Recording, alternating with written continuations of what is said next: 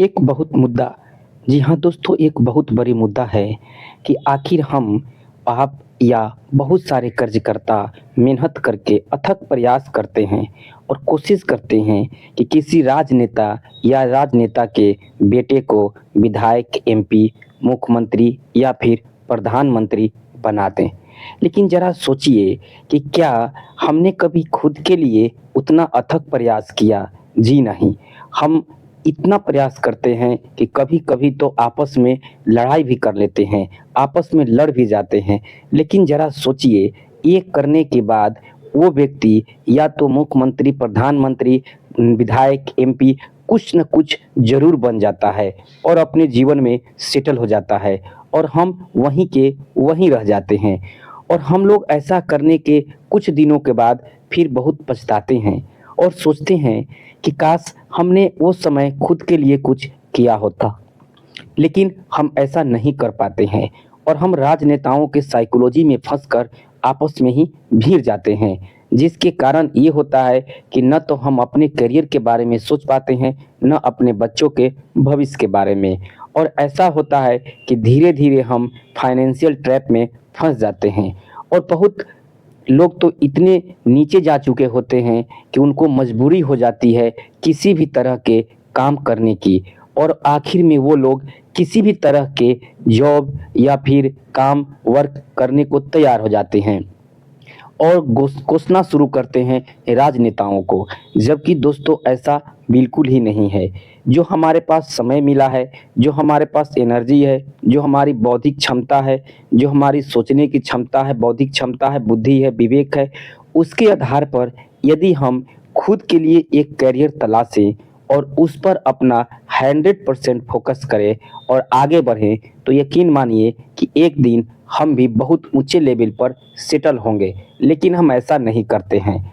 हम अपने बुद्धि विवेक दूसरे में इस्तेमाल करते हैं। इतना ही नहीं, यदि आप जॉब करते हैं तो खुद को सेटल बिल्कुल ही ना समझें, क्योंकि जब आप जॉब करते हैं तो किसी बिज़नेसमैन के लिए काम करते हैं और वो बिज़नेसमैन आपकी स्किल से, आपकी बुद्धि से, आपके विवेक से करोड़ों-करोड़ों कमाता है और उसकी एवज़ में आपको थोड़ा बहुत 10, 20, 50 या लाख 2 लाख रुपए गिफ्ट के तौर पे, जिसे सैलरी कहते हैं, दे देता है और आप बहुत खुश हो जाते हैं। लेकिन ऐसा नहीं होना चाहिए, क्योंकि एक लेवल पर जा कर के आपकी आवश्यकताएँ, आपके खर्चे बढ़ जाती है और आपकी सैलरी जो है, इनकम जो है, वो उस हिसाब से नहीं बढ़ पाता है।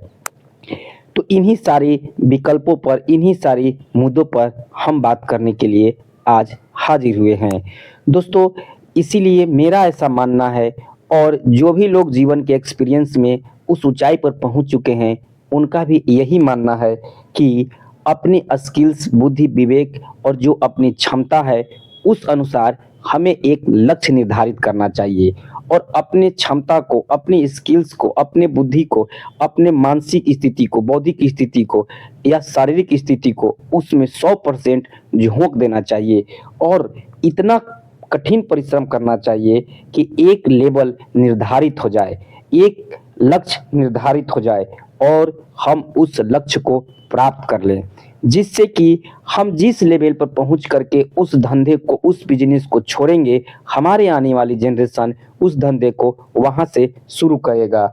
नहीं तो दोस्तों, आप देख सकते हैं कि आए दिन एमबीए, इंजीनियरिंग, मेडिकल वगैरह कोर्स करके बच्चे 30-32 साल उम्र बिताने के बाद अपने घर आते हैं और अपने माँ-बाप से पूछते हैं कि पापा अब क्या करें? ज़रा सोचिए ऐसी शिक्षा व्यवस्था का, जो 30-32 साल खाने के बाद भी ये पूछना पड़ जाए कि अब क्या करें? तो ऐसी शिक्षा व्यवस्था का क्या लाभ?